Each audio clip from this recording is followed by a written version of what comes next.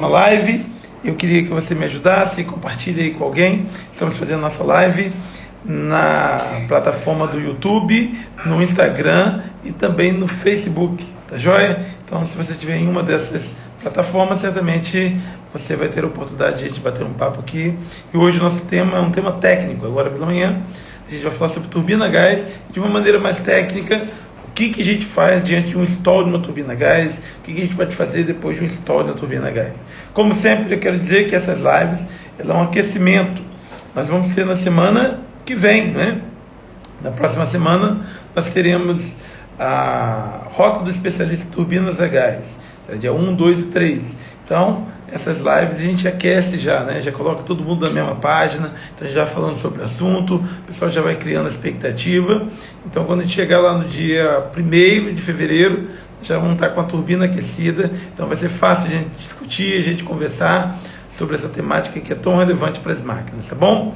Sei que o horário não é muito bom, mas se você puder, compartilhe com outras pessoas, o grupo de trabalho, o grupo de amigos, então dá aquele aviãozinho, compartilhe com alguém que tem interesse, porque certamente isso ajuda, né? Algumas pessoas têm algumas dúvidas técnicas sobre o equipamento e aqui a gente tem a oportunidade de falar.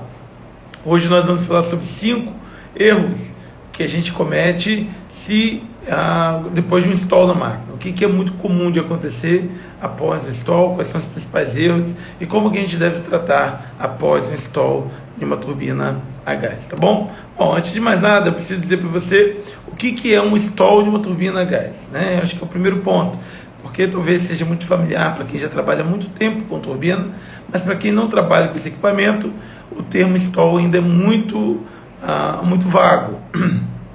Então, install é realmente um desvio de fluxo dentro do compressor da máquina, é uma variação de fluxo ou até mesmo, né, uma disfunção que ocorre em função de posicionamento das vezes ou uma baixa relação entre head e vazão.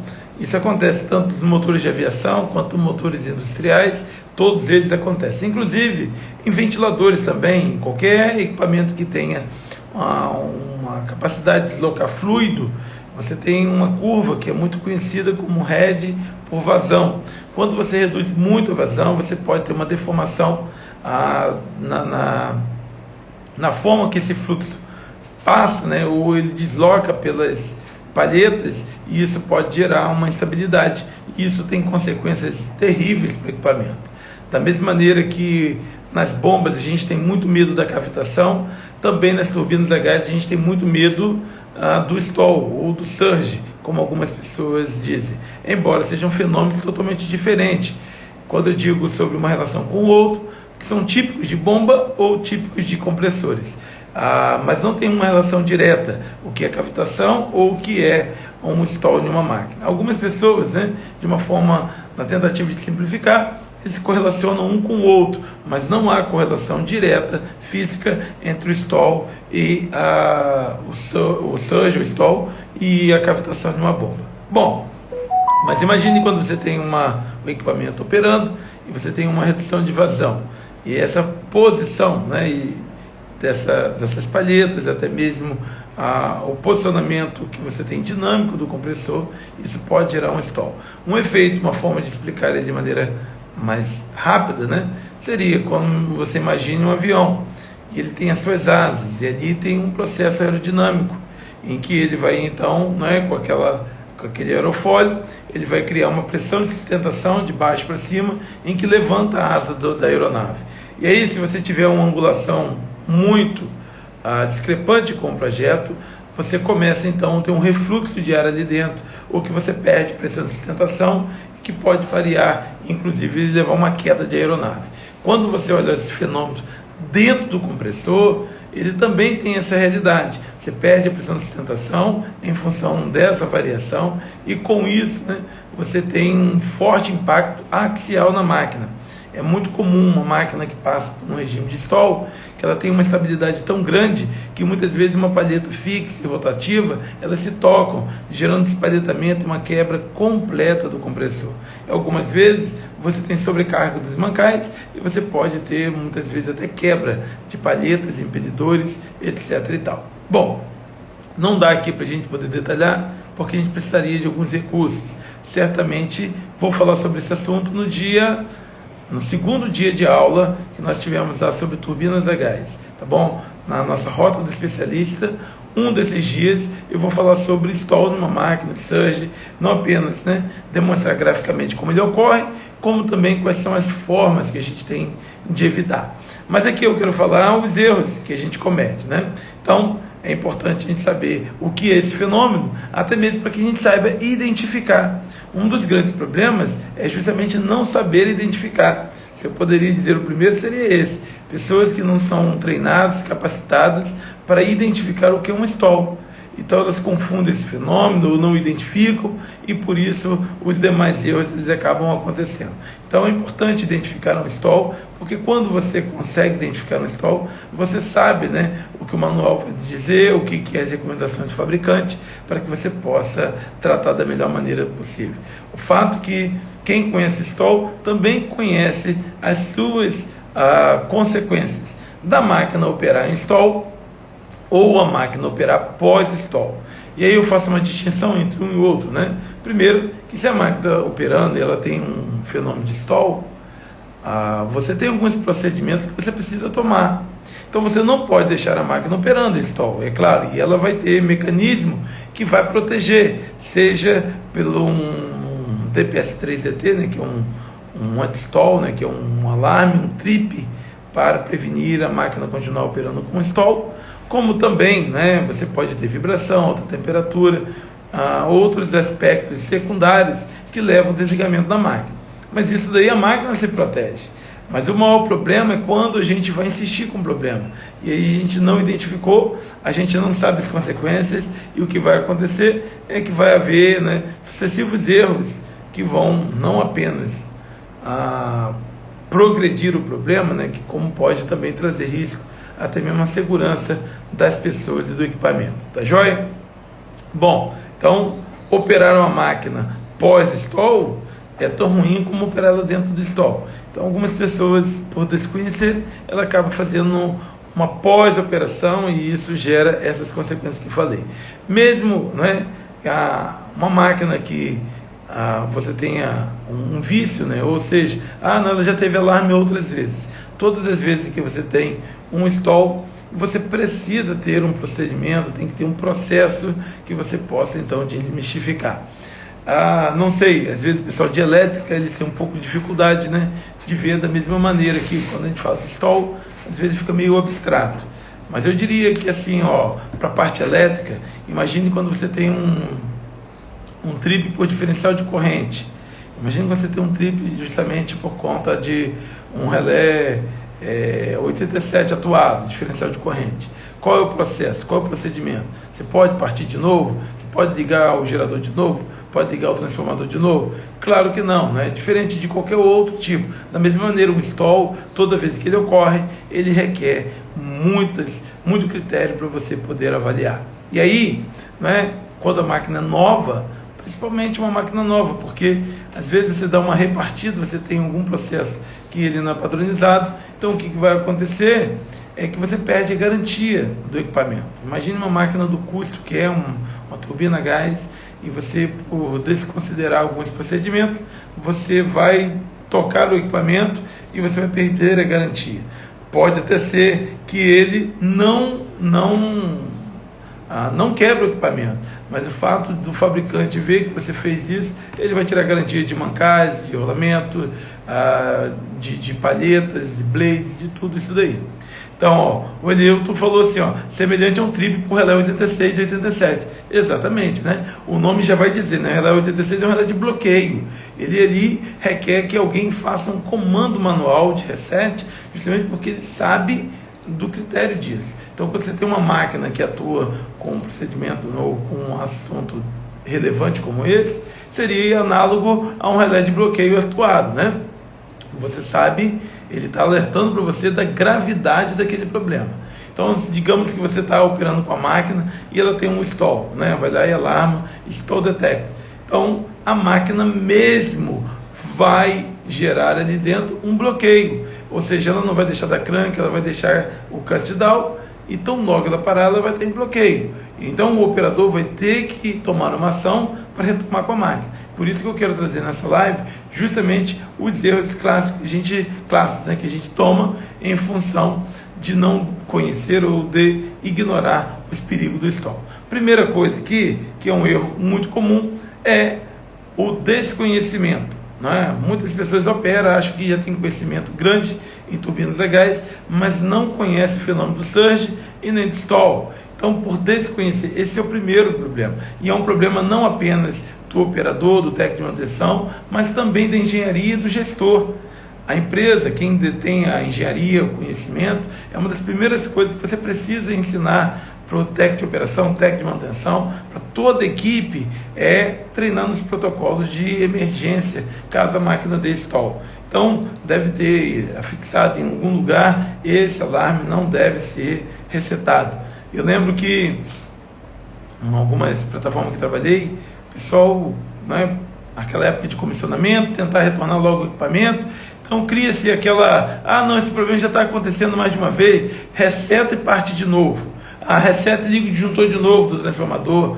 Isso é perigosíssimo, né? Porque você vai tirando a credibilidade da instrumentação e isso vai gerando, né, que quando é um fato real, que você danifica o equipamento. Então, se você conhece o perigo, né, de um stall, você vai colocar ali uma etiqueta, uma tarjeta no HMI, no logbook do operador, para que ele saiba que aquele alarme ele precisa dar um tom diferenciado, porque às vezes na ideia de tentar voltar o mais rápido possível, ele comete os erros. Então, esse erro de ignorar ou de desconhecer os efeitos do stall é o primeiro erro, que a gestão da empresa, a liderança de operação, a gerência de manutenção e até mesmo os operadores e mantenedores não levam em consideração. Então, o primeiro erro é desconhecer o que é o stall, o que é surge, tá bom? A outra coisa, né? Ali, o Wellington falou exatamente isso, é o famoso vício de operação e de manutenção, né? A gente vai se acomodando. Imagine se você chega numa casa, às vezes você vê tudo que está diferente, a parede que está suja, né? O rodapé que soltou, você vê um monte de coisa. Mas quando você passa muito tempo vendo aquilo, seus olhos então atenuam e ele acomoda aquela realidade. Por isso que às vezes a gente olha alguma coisa dentro do equipamento. E por isso que às vezes é muito bom, até quando você faz rodízio de funcionários, de plataformas, de plantas, porque muitas vezes quando chega um de fora, ele olha e se assusta com aquilo que está ali. Ao passo que muito tempo ali você acomoda, você se vicia naquela condição. Então, um vício de um problema de operação, um problema de manutenção, um problema de um sensor, um dos sensores que detectam é o PS3, e às vezes ele está em falha, de vez em quando ele dá esse alarme de PS3DT. O que acontece? Pessoal, não, já é comum isso. Então é falta de conhecimento da gravidade, né? Eu lembro de um fato que eu trabalhava numa termoelétrica e lá na hora de injeção de água, né? E aí você tinha um processo ali que você injetava água na câmara de combustão para reduzir a emissão de NOx. E aí, quando você injeta água desmineralizada ali dentro, a massa é muito grande, então muitas vezes você tem ali, tanto para injetar como reduzir, você tem um impacto grande, inclusive na rotação da máquina. Então o ajuste não estava muito bem feito, então quando você fazia isso, gerava um alarme de stall na máquina. Agora, o pessoal sabia que não era um stall, era apenas um prenúncio. Então, a primeira vez, fez todo o processo de boroscopia, chamou o gerente, né, Maria do cafezinho, veio todo mundo para ver o que aconteceu na máquina que deu um stall. Aí a segunda vez, a dona do cafezinho já não veio mais, o gerente veio, aí depois o gerente não veio. No final das contas, não ia ninguém, era apertar o botão novamente e partir.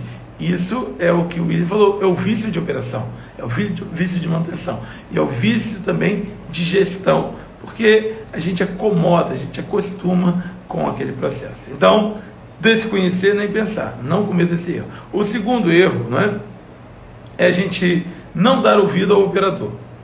Olha, o operador que estava acompanhando o equipamento, ele ouviu, ele viu, né, ele percebeu, e às vezes ele é o primeiro a anunciar. E às vezes a gestão da empresa, a pressa de voltar com o equipamento, a gente ignora essa parte que é tão importante, que é ouvir o operador, pedir para ele contar o relato. Às vezes ele não é nem mais experiente, mas deixa ele falar o que ele viu, o que ele ouviu. Ele vai contar então, ele vai dizer, olha, eu tive essa impressão, eu vi um estouro, eu vi um ruído, eu vi isso, eu vi aquilo, deixa ele falar tudo, né? Não coloque palavras na boca dele, nem subtrai do que ele falou. Então, um erro que as pessoas cometem é não ouvir o que o operador fala. E eu lembro disso também na termoelétrica. A máquina estava operando, e aí o que aconteceu foi que teve um stall na máquina, de verdade. O operador viu, aliás, ele ouviu, e ele relatou isso daí. E aí o supervisor de turno, né, tinha outras máquinas para partir, falou, deixa essa parada. Aí deixou por último, e aí partiu outras máquinas e tal. Aquela informação do operador, ela se perdeu. Ele saiu de folga, entrou de folga, e aí depois, foi um período, lembro que de final de ano novo, e aí falou, não, volta ano que vem. E aí quando chegou no outro ano, cadê que aquelas informações estavam na cabeça das pessoas? E o que fizeram? Partiram uma vez, partiram outras vezes, e a máquina dando sinal de problema, até que mandaram fazer uma boroscopia na máquina e viu que o compressor estava todo destruído. Olha só, o que custa se considerar a opinião de um operador? Alguém que ouviu o barulho. Da sala de controle, quem estava lá não ouviu, então não se alarmou. Agora, quem estava na área, e aí depois que a gente foi fazer, né, eu fui fazer uma análise de falha sobre isso daí, porque foi um custo muito alto, e eu fui ouvir as pessoas, e quando eu fui ouvir o operador, ele falou, rapaz, eu fiquei alarmado com o que aconteceu, que foi um barulho muito grande. Então, não deixe de ouvir quem presenciou o evento, tá bom? É um erro que as pessoas cometem. Não, isso sempre acontece, não precisa perguntar. Então, ouça quem presenciou. O terceiro erro que comete é quando resetam o alarme. Teve um stall na máquina, é importante que você reconheça, a máquina parou, e agora ali você entra no processo de avaliar o que aconteceu. Porque não apenas o stall, mas perguntar o que aconteceu antes do stall. O que estava antes do stall da máquina? Quais foram os alarmes, o que a máquina sinalizou? Pode ser que ela sinalizou um problema de velocidade, ela pode ter sinalizado falha de um sensor de pressão, ela pode ter sinalizado um problema na válvula de combustível, ela pode ter colocado vários problemas. Então, conhecendo isso daí, vai ajudar a você montar uma explicação para o stall da máquina. Né? Teve um alarme entre demanda e feedback de VSV. Acho que alguém até falou aqui, aqui o Edu falou, né? Sistema de surge podem ser ineficientes por desgaste do hot end, né? Engripamento do eixo, do atuador, etc. Tem história de caso assim? Tem. Bom você falar sobre isso, né? Olha, um dos sistemas que impede a máquina de entrar em stall é o sistema de controle de geometria variável, chamados de IGVs, VSVs. Quando você vai partir uma máquina, e aí talvez eu vou tentar responder aqui, simplificar o que é um stall na turbina, né? Então, olha só, de uma forma prática, né? Quando você tem uma máquina que ela vai acelerar, você tem uma curva, uma expectativa de aumento de rotação em função, né, do posicionamento da geometria variável, justamente para que você não tenha o que a gente chama de descolamento da película de fluxo, ou seja, imagine uma palheta e passando ar com muita velocidade. Então, o stall seria um descolamento desse fluxo de ar ali da palheta, né, o que geraria o stall. Mas olha só, a posição dessas VSVs é importante. E você tem uma demanda, né, da velocidade da máquina que produz a rotação, né? E aí lembra-se que a gente falou do head, ou seja, a P2 sobre P1 pode ser ΔP, a variação de pressão do compressor, mas também em função da vazão. E aí você tem uma forma de resolver essa equação variando a vazão. Então, se você tem uma bridge valve, uma VBV, você estabelece, porque quando você tem uma redução da vazão, você tende a gerar o stall. Então, o que você precisa aumentar é a vazão. E aí você não tem para onde consumir, principalmente turbinas de 2 eixos. Então, você abre uma bridge, uma válvula de sangria de ar, que ela vai jogar esse ar embora, aumenta a vazão, a máquina volta para a curva.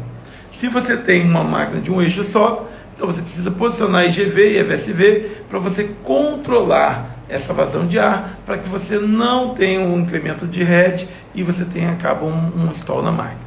Olha, um outro parâmetro também é o aumento da rotação. Se você aumentar a rotação, você tem um limite lá, 100 RPM por segundo. Se você aumenta muito rápido a rotação, a VSV demora a atuar, o que vai acontecer? Você entra a máquina em stall. Então, o que o Eduardo perguntou ali é justamente sobre isso. Olha, às vezes você tem um problema de engripamento, né? Nas VSVs, ali nas rod end, nos posicionadores, nos links. Às vezes você tem até mesmo problemas hidráulicos, você tem refluxo, você tem vazamento no cilindro, você tem um erro entre o que ele manda e o que recebe de feedback, porque você tem um controle de surge, um controle anti-surge, um controle anti-stall na máquina. E isso é um cartão que ele vai ver justamente as variáveis. Ele vai ver velocidade, ele vai ver o que ele chama de velocidade corrigida, que é a velocidade corrigida pela temperatura de T2, para ele saber, né, diferenciar o que é vazão mássica da vazão volumétrica. Né? Desculpa que está muito complicado aqui, né? Mas a gente explica lá na rota do especialista lá, porque a gente vai ter recursos para explicar. Mas há uma diferença muito grande entre velocidade corrigida e a velocidade comum da máquina, né? E é justamente em função da temperatura que eu corrijo essa velocidade. Mas o fato é que eu tenho uma taxa de incremento de velocidade. Então todos esses parâmetros, eles vão para um cartão, e o cartão fica monitorando se a máquina vai sair em surge ou não. E ela desvia a máquina do surge. Ponto. Então, todos esses parâmetros aí, olha, um cartão em falha pode gerar stall, um PS3 em falha pode gerar stall, um problema de velocidade pode gerar stall, um T2 pode gerar stall, um problema na VSV, nos links, vazamento de atuador, tudo isso pode gerar um stall. Então, por que é importante, se a máquina levou um stall, você não cometer o erro de dar um reset na máquina? Porque você perde todo o histórico. É claro que você tem algumas coisas que ficam na memória, mas aquele momento ali, aquela cena do crime, digamos assim, ela precisa ser preservada. Então teve um stall na máquina, chama o especialista, né? Interroga o operador, não reseta a máquina e vamos esperar o cuidado ali. A outra coisa também, que erro muito grotesco, é a máquina colocou e disse, olha, vamos dar um crank para resfriar a máquina. Isso é um erro absurdo. Você, não, mas a máquina está quente, quero lubrificar, resfriar os bancais. Não faça isso. Não faça isso. Não vai dar um crank na máquina. A máquina caiu para o stall, deixa ela parada, e então vamos investigar o que aconteceu até fazer uma completa avaliação do cenário ali. Você dá um crank na máquina, você pode muitas vezes aumentar o problema. Ou seja, se você teve um roçamento, você já perdeu algumas palhetas, você bota a máquina em 2000 RPM, você acaba com a máquina por dentro. Então, muito cuidado para você não dar um crank na máquina, para você não mexer na máquina nesse aspecto aí, tá bom? É um erro absurdo dar um crank na máquina. E o último, que é mais absurdo ainda, é quando alguém insiste em partir a máquina. E eu falo que já vi casos assim. A pessoa ignorou o alarme, ignorou o trip, achou que estava tudo sob controle, deu um crank, e aí eu falo, não, mas eu não vi vibração.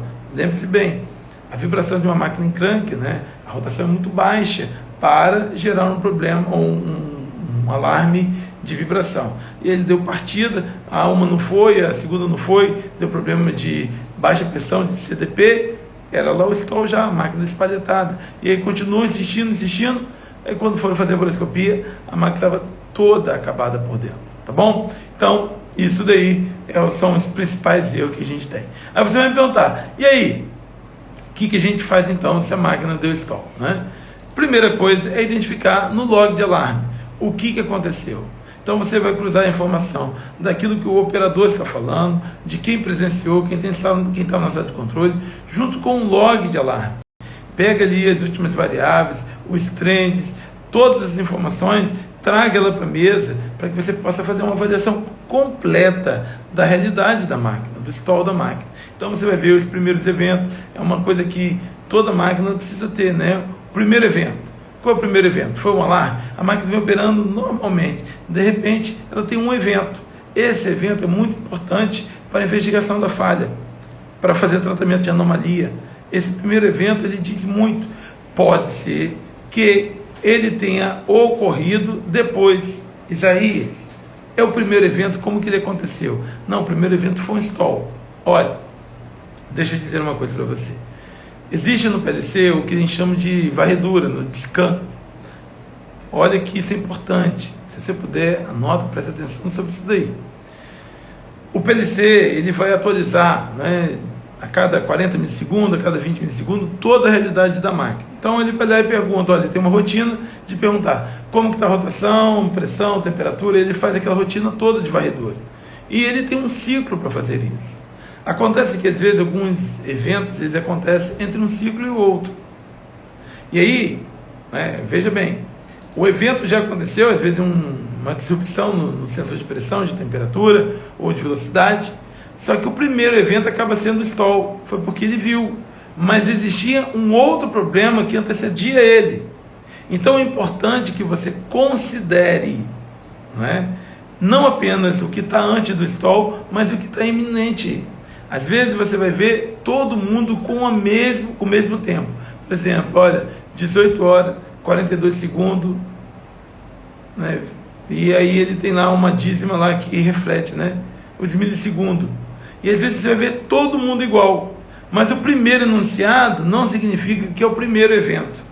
Então considere isso, Considere que o primeiro evento pode não estar na primeira ponta da lista. Por isso que não pode resetar, para que você olhe e veja, olha, caiu isso tudo, caiu o stall aqui primeiro, mas depois eu estou vendo aqui que teve uma falha no sensor de pressão. Pode ser que o sensor de pressão tenha gerado stall, ou o stall gerou um problema no elemento de pressão. Então isso tudo tem que ser analisado ali. Também, o que você vai fazer? Por isso que o trend e também o log de alarme, os dois vai fazer com que você tenha uma melhor condição. Também, imediatamente, fazer uma boroscopia no compressor. Então, chama a equipe de boroscopia, equipe técnica, isola o equipamento. Mas isso leva muito tempo, é verdade. Mas então faça uma boroscopia, principalmente no compressor. Mas um processo de boroscopia, às vezes é um dia inteiro. Não, você não precisa fazer uma boroscopia completa na máquina. Você vai fazer uma avaliação. Você pode fazer no primeiro, no terceiro, no quinto, no sétimo estágio. Você faz uma avaliação. Porque se ele teve um problema no primeiro, ele vai gerar isso como consequência no segundo, no terceiro. Você pode fazer uma boroscopia reversa no compressor, de trás para frente, para você achar o problema, tá bom? Mas o fato é que você precisa fazer uma boroscopia, porque é ela quem vai dizer sobre a integridade do compressor. Olha, ela não vai dizer se houve ou não o stall. Não é isso que vai dizer a boroscopia. A boroscopia ela vai dizer se a máquina tem condições, integridade, para ela continuar operando ou não. Então pode ser que a máquina teve stall e não teve nenhum dano no compressor. Tá bom? Então não vai ser, se eu não achei nenhum dano no compressor, não foi stall. Pode ter sido stall, sim. E o sistema foi tão rápido que impediu um dano catastrófico no compressor. Então você faz boroscopia para que você possa fazer os outros verificações depois. E aí você vai ver lá, o que gerou o stall. Aí você vê, com base no log de alarme, foi um problema de posicionamento de VSV, de VBV, de IGV, o que foi que deu erro, o que deu alarme. Na via das dúvidas, faça uma verificação completa. Eu gosto sempre de recomendar que faça uma calibração completa, depois que você não viu nenhuma integridade na máquina, mesmo porque você não pode fazer um teste na máquina antes de fazer boroscopia, porque a boroscopia vai liberar você para fazer justamente a calibração, porque muitas das vezes a calibração precisa você fazer um crank na máquina. Então, vou começar pela calibração para depois fazer a boroscopia. Não faz sentido. Você começa pela boroscopia e depois faz uma calibração ali nas VSVs, na geometria variável. Depois que deu tudo certo, avalia o sistema de filtragem de ar, casa de filtro, teve alarme diferencial de pressão alta, teve injeção na máquina, o que está no pleno de entrada. Então analisa tudo isso daí para que você possa então retomar com a máquina, tá bom? Deixa eu ver aqui, tem algumas perguntas aqui e eu vou tentar responder. A restrição da admissão de ar provoca stall? Sim, beleza, boa pergunta aqui, o Edu.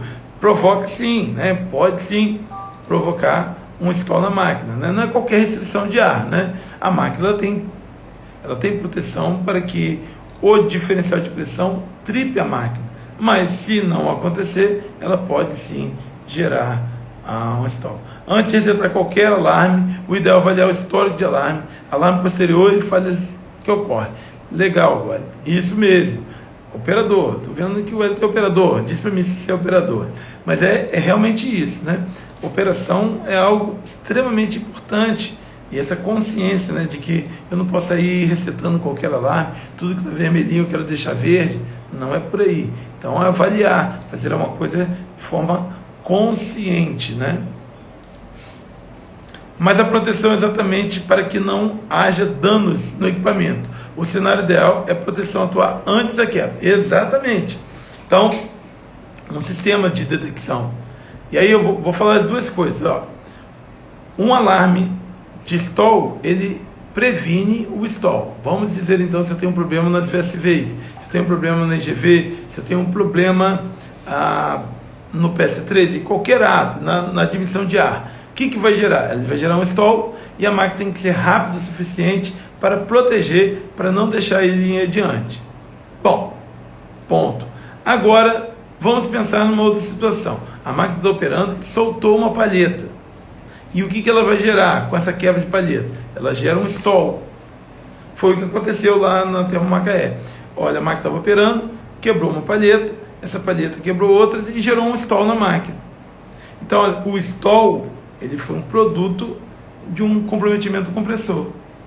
Então, olha, a proteção atuou para que não progredisse. O stall foi uma resposta natural a um problema mecânico do compressor. Então, ele foi lá e interrompeu para que não progredisse. Então, o que não poderia acontecer é ter reincidência de partida do equipamento para complicar mais ainda. Então, não é que você encontrou um problema no compressor e falou assim, rapaz, a proteção não atuou. Às vezes, o primeiro evento foi a quebra de uma palheta. Pode ter sido isso daí, tá joia? Como faço para começar o curso técnico? Ô Santana, tudo jóia? Então, Santana, você não tem curso técnico, nem de operação, nem de manutenção, me manda aí no direct, que depois eu respondo para você, tá bom? Me manda aí que eu vou te responder isso daí, o caminho que você tem, né, para você poder trilhar. Se você quer nessa área de termoelétrica, offshore, eu posso te recomendar aí alguns passos que você pode tomar para você alcançar esse objetivo aí.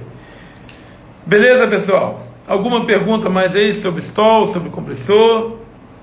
Pode fazer aí. Se alguém quiser assim, olha, eu quero perguntar ao vivo aí, pode mandar também um convite aí que eu aceito aqui para a gente bater um papo aqui, tá bom? Se alguém aí quer falar, deixa eu perguntar, tirar uma dúvida aí ao vivo aí, só mandar um convite aqui que eu dou um aceite aqui. Se não, pode mandar no chat ou depois manda no direct que eu respondo lá para todo mundo lá, beleza?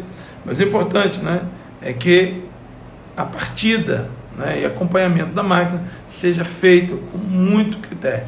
Nós estamos falando de um equipamento que é muito caro. E às vezes, né, o que poderia ser apenas um top case para resolver um problema pequeno no compressor, acaba tendo que ser um overhaul na turbina. Se você é da área técnica, você sabe a diferença entre um top case e um overhaul. Quanto que isso, né, pode aumentar o custo, né, e comprometer, né, a boa operação lá da planta. Beleza? Pessoal, olha, lembrando aí, quem não fez inscrição ainda, dia 1, 2 e 3, Rota do Especialista. Nós vamos falar sobre isso e muitas outras coisas. E eu queria que você estivesse lá comigo no dia 1º, tá bom? No dia 1º. Para isso, é só se inscrever. Se inscreva, entra lá no grupo de WhatsApp, onde a gente vai ter o material, a gente vai disponibilizar essa semana, inclusive, já, né, um PDF lá com todo o conteúdo que a gente vai tratar na semana. Então, quem está lá nos grupos de WhatsApp, certamente vai ser o primeiro a receber todo o conteúdo. A gente está preparando aqui para essa semana entregar a você o conteúdo do treinamento, todo ele disponibilizado para você já acompanhar lá, direto lá do nosso treinamento, todo o material. Tá legal? E eu deixo pedir uma coisa para você, compartilhe com outras pessoas. Se você acha, Wesley, se isso aqui é legal, né, se é bacana, por que não compartilhar com outras pessoas, com outros colegas da operação? Assim, olha, todo dia, meio-dia, tem uma live que o cara discute um assunto técnico lá, bem importante lá. E hoje, 10 horas da noite, temos outra live. A minha meta dessa semana é fazer 10 lives. Eu não sei se você vai estar 10 vezes comigo aqui, mas eu quero fazer segunda, sexta, todos os dias, meio-dia, eu vou estar aqui. E todas as noites, 10 horas da noite. Eu estou aí, né, movendo meu calendário aí para que eu possa estar aqui com vocês aqui e a gente falar. A de hoje à noite a gente vai falar sobre a hora de investir na carreira profissional. Algumas pessoas, assim como o Santana, perguntam assim: rapaz, eu acho muito interessante, meu sonho é trabalhar nisso. E qual é a ponta desse novelo? Por onde eu começo? Será que hoje é uma oportunidade? E eu quero mostrar algumas coisas para você com fatos e dados, o quanto vale a pena investir na carreira, tá bom? Então eu vejo você hoje às 22 horas. 22 horas aqui pelo Instagram, pelo Facebook e pelo YouTube, tá bom? E se alguém quiser, falar assim: olha, eu quero entrar, eu quero fazer uma pergunta online aqui, eu aceito aqui e a gente troca uma informação aqui. Vamos fazer mais interativo aqui com o pessoal. Se tiver algum ex-aluno meu aí, dos cursos aí também, entra aí pra gente bater um papo, pra gente conversar aí. Tá legal? Um grande abraço para todos vocês, que Deus abençoe a vida de vocês.